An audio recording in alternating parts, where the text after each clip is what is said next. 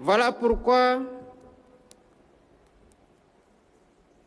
j'ai accueilli avec gratitude la délégation du Parti démocratique sénégalais,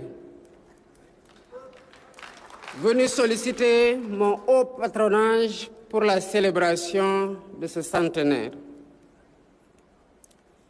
Mais je veux le dire d'emblée et le dire avec le cœur. Cet hommage déborde de toutes parts le cadre d'un parti.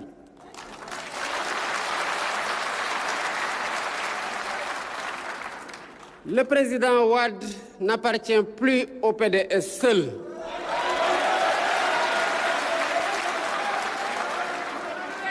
Ni à ceux qui l'ont aimé, ni même à ceux qui l'ont combattu.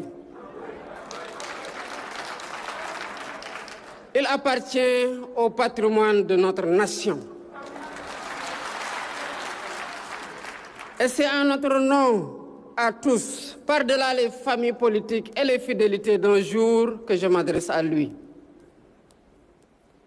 Je ne dresserai pas ici le bilan d'une vie, car elle est trop vaste pour une matinée. Et l'histoire qui, mieux que nos juges, s'en chargera à son temps.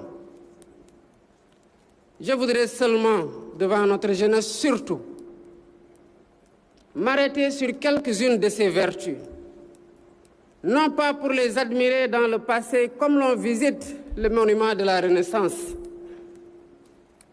mais parce qu'elles ont pour notre temps quelque chose à nous enseigner.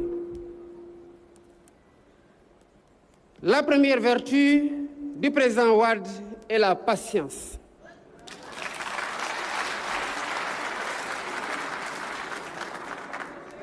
Mesdames, Messieurs, distingués invités, nous vivons un siècle pressé. Tout y est attendu pour hier.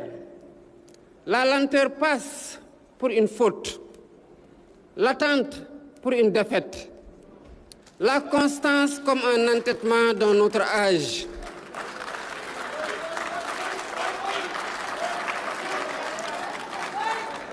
La vie du président Wade dit exactement le contraire.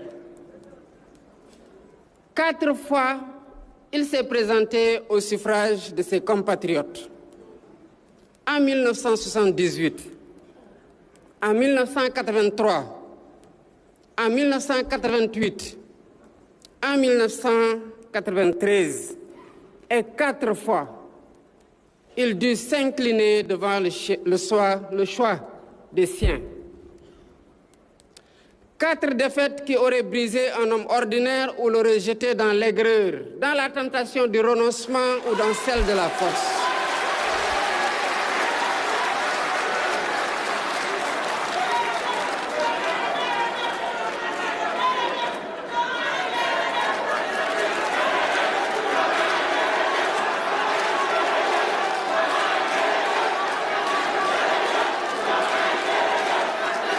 Merci beaucoup. Merci. De ces 4 défaites,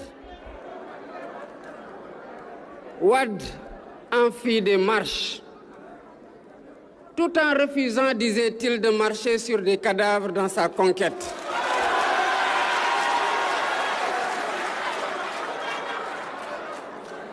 À chaque revers, il refaisait son parti, refaisait ses alliances et repartait au-devant des siens leur parler. Ce n'est qu'au courant, au tournant du millénaire en l'an 2000, après 26 longues années d'une obstination que rien n'avait entamée, que la victoire est enfin venue. Songez à ce que cela demande. Tenir un quart de siècle, le regard fixé sur un horizon que tout dément. Voir partir les compagnons découragés, rester et poursuivre sa marche.